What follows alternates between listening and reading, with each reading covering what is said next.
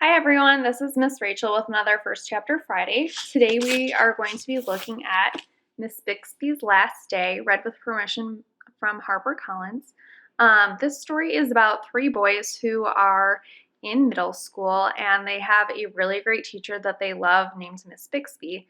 And she announces one day that she has cancer and that she's going to be taking the end of the school year off, and the class plans to have this huge farewell party for her, and they're really excited about appreciating their teacher. However, she becomes sicker than she thought she would and misses the party, so the boys decide to bring the party to her, and they are kind of like little troublemakers. So it goes a little crazy. Here's the first chapter. Chapter 1, Topher. Rebecca Rudabush has cooties. I'm not making this up. We've run tests. She came up positive on the cootometer, all red off the charts. Steve and Brandon and I are in full quarantine mode. Steve has ski gloves on to minimize exposure even though it's 70 degrees outside. He looks like Darth Vader from the elbow down. He says this is the sixth case of cooties in room 213 already this year. I don't ever doubt him. Of course, Rebecca insists she's clean, tells us that there's no such thing as cooties. They all say that. They stick their tongues out at us and call us morons, but we know better. Rebecca's in denial. She needs a support group. We tell her we can give her the names of several kids who have been through this already. You guys are so idiotic, she says. We're not the ones who got saddled with a case of the coods. That's Brand. He likes to make up words or abbreviate them or change them somehow, mashing them together to make new ones. He made up the word tunk, which means to bomb a test so bad it's funny, like tanking and flunking all at once. And flipwad, which is what we call the other kids who gave us a hard time or anyone else we don't like, which isn't a lot of people, though we do have a typed up list. So I have cooties then? The numbers don't lie, I tell her. We ran several tests. You came up positive on all of them. I show her the printout. Actually, it's not a printout. It's a piece of scrap paper that we dug out of recycling, scrawled a bunch of random numbers on in red marker. But it's got our name at the top, and on the bottom, in big bleeding letters, it says positive. There's also a drawing of a dinosaur I made in the margin, but I cover that with my hand. Not because I'm embarrassed, just because it's not relevant. So that stupid scrap of paper means I'm contagious? Highly, says Steve. Vader, arms crossed in front of him. And these cuties, they're, what, fatal? Rebecca has been in school for over half her life. You would think this would be common knowledge. Only to some, I say. There are some who can carry the infection for years and never present symptoms. But awesome people are highly susceptible. Rebecca nods way too thoughtfully for someone with a debilitating imaginary disease. I've known her since second grade, and I can tell she's planning something. She's all narrow eyes and tapping feet. My mom once said she thought Rebecca was cute. That was the last time I ever talked to my mother about girls. And they are transmitted how exactly? Rebecca asks. Physical contact primarily, Steve says, looking at his shoes, which is what he does when he's all about to tell you a bunch of stuff you don't know and probably never cared to. The cootie virus is transmitted by touch, though it's even more highly concentrated in saliva. Just 1 millimeter of spit from someone with the virus is enough to infect the entire population of New York City, roughly 8.4 million people. I don't know if that's true or not, but I nod along. Steve is full of facts and figures. Sometimes I write down the things he says and Google them when I get home. Things like the fact that hornets can sting multiple times because they have smooth stingers, and that the number one cause of death in Guatemala is the flu. He's never wrong about stuff like that. After so many years of best friendship, I've pretty much learned to stop doubting him. Steve pushes his glasses up, all scholarly scientist-like. It's not part of the act. He really has trouble keeping them in place. Rebecca stares at each of us in turn, contemplating her next move. Saliva, huh? Yep, says Brand. Okay, then it would be really horrible if I did this. Rebecca Rudabush licks her hand, tongue pressed flat against her palm from wrist to fingertips. Then, before any of us can react, she rubs that same cootie-infested hand all over Steve's face. This is exactly how epidemics start. Steve screams, burying his face into his own oversized mitts, smearing Rebecca's infection around and making it worse. Brand tries to pull him away, but Rebecca's too quick. She reaches out and grabs Brand by the arm, pushing his sleeve back and planting a Zerbert right below his elbow, just like when we have fart-sounded contests before. He instantly buckles at the knees, just staring at the ring of Rebecca's wet, cootie-infested spit in horror. Steve is floundering, wiping his face with his shirt as if that will help, as if he isn't a dead man already. Rebecca turns to me. "You're next, Christopher," she says, using my full name like a four-letter word. I look at Steve and Brand convulsing on the ground, faces scrunched in disgust. There's a code, I know, unspoken rules about not leaving your comrades behind when they're paralyzed in the mulch, victims of a biological terrorist with a wavy red ponytail, but Rebecca is malicious. Plus, she has freckles, which I take as a sign that her particular cooties are somehow advanced in nature, incurable. There is nothing I can do for my friends now, so I run. With Rebecca trailing, I take off across the playground, dodging in and around swings and beneath the monkey bars. RR right on my tail, determined to tackle me, pin me to the ground, and probably cough all over my face or something even worse. But she won't catch me. I'm Usain Bolt. I am Cheetah Boy, faster than a lightning strike. Mulch chips burst into flames at my heels, yet somehow she is gaining on me. I make a full circuit of the playground and find Brand and Steve standing again, miraculously cured, or perhaps just incubating, ready to collapse to their deaths at any moment. They see me coming, trailing Rebecca behind me, and take off as well, all three of us charging blindly through the middle of a pickup kickball game, turning a sharp corner around the red brick facade of the school and running straight into Miss Bixby.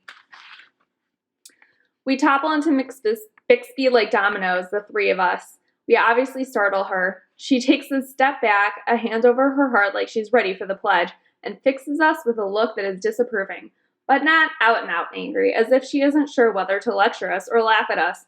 "What are you doing?" With anyone else, she would have emphasized the doing, but with us, it's always the you, as in, "You three again?" Before I can answer, Rebecca turns the corner and runs into us, causing us to catapult forward, nearly bowling Miss Bixby over again. "Sorry," Rebecca exclaims, breathless. We were playing tag," I say, turning and giving Rebecca an imploring look, begging her to go along. But she must still be infected. The coots have gone to her brain and made her too honest for her own good. "You little liar," she shouts. "You said I was diseased. I was chasing you." "That's sort of like tag," I mumble. Miss Bixby pins me with cat eyes. She has a way of asking you questions without speaking a word. I try to explain as calmly as possible. "She tried to kiss me."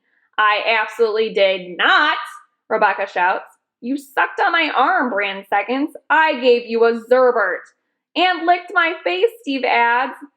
Now it's Miss Bixby's turn to grimace. She looks at me for confirmation. Technically, she licked her hand and then touched his face, but the transitive property of equality, it's pretty much the same thing. Miss Bixby taught me the transitive property of equality this year. This is what teachers call applied knowledge. I secretly suspect Miss Bixby is impressed, but she doesn't want to show it. She's good at hiding what she's really up to, I've noticed. She puts a grumpy face on instead. "You said I had cooties," Rebecca implores, stomping her feet. Miss Bixby sighs the teacher sigh. "The one they must give you as you walk out the door with your teaching degree. Equal parts exasperation, disappointment, and longing for summer vacation." Did you tell Rebecca she has cooties? It's a question for all three of us, but Steve thankfully answers. He has all the answers. We informed her of her positive diagnosis, yes, but only in the interest of keeping the rest of the population safe. It was for the greater good. I hand over the sheet of paper with the doodled dinosaur and Rebecca's made-up lab results. "I see," Miss Bixby says. I still think she's trying not to smile. "And did you Zerbert Steve's arm?" Rebecca drops her head, red ringlets curtaining her eyes. "Right. Okay, listen up, all four of you. I'm going to tell you something your parents should have told you a long time ago." I look up at Miss Bixby, afraid of what's coming next. No doubt something about spit and kissing and germs and Zerberts. I think back to that video about fruit flies. I hope this isn't one of those conversations. "Cooties don't exist," she says, her voice tinged with fake relief. Steve looks sort of surprised, and I wonder if this is actual news to him. They did once, Miss Bixby said, but scientists eradicated them back in 1994 thanks to a vaccine discovered by 3 smart girls who were hoping it might help keep boys from acting like total doofs all the time. She looked at me as if she's waiting for something, the aha moment. It didn't work, did it? I asked. Apparently not, she says. Now I want you 3 to apologize to Rebecca. Apologize to her? She chased me around the playground. Yes, and in a few more years you'll want to be caught, but for now, apologize, and no more talk of cooties or any other imaginary disease. There's nothing to it. Sorry is the only way out of this. Rebecca glares at me. Miss Bixby glares at me. I want to glare at somebody, but Steve and Brand are looking down at their feet. So I glare at Rebecca, who glares back at me harder, if that's even possible. I'm sorry, I say a little more clearly. Me too, says Steve. Yeah, adds Brand. Then Miss Bixby whispers something in Rebecca's ear, and she smiles. It kind of makes me jealous. Then Rebecca gives us each a warning look, one eyebrow raised, and runs back off to the playground. We turn to follow her when an ahem from Miss Bixby stops us. Apparently, we aren't finished. We all 3 turn around, tensing for whatever is about to come. Miss Bixby doesn't look happy. She doesn't look ticked off either. She actually looks sad, lost, like she's forgotten that we are even there, but she takes a deep breath and the clouds seem to pass. I've always said the greatest gift you are ever given is your imagination, but you have to stop and think about how your words and actions impact those around you, right? We nod dutifully. Even the good ones go into lecture mode every once in a while. They're entitled to. It's the slack we cut them for not boring us to death. We are what we pretend to be, so we must be careful about what we pretend to be, she adds. That was another thing about Miss Bixby. She was always saying little quotes like that. She called them affirmations. They were basically sayings she had collected. A few of them were hers, but most of them were borrowed. Except she hardly ever said where she borrowed them from. She spoke them like they were universally true, written in the wind for everyone to hear. We called them Bixbyisms, another Brand word. Now go wash your hands and faces, because even though I'm certain Miss Rudabush doesn't have cooties, I can't speak for any other germs. We all wait one more second to make sure the lecture is over, then we nod in unison, and I follow Steve and Brand towards the door. As I slink inside, I turn and spy Miss Bixby through the window. I do that sometimes when she's not looking. Miss B is huddled against the wall, arms wrapped around in her cable knit sweater. Rebecca's positive diagnosis sits crumpled in her hand. She isn't watching the other students on the playground. She is staring out over the slides and swings to the stretch of field and the sky beyond, and the 3 clouds reaching out for each other with wispy fingers, but not quite there yet. 3 weeks later, she gives us the news. So if you want to see what happens next in the book, you can go on our app, Hoopla. If you need help, you can go on www.lvdl.org, and you can download, I think it's 8 now, items per month on the Hoopla app. Thank you.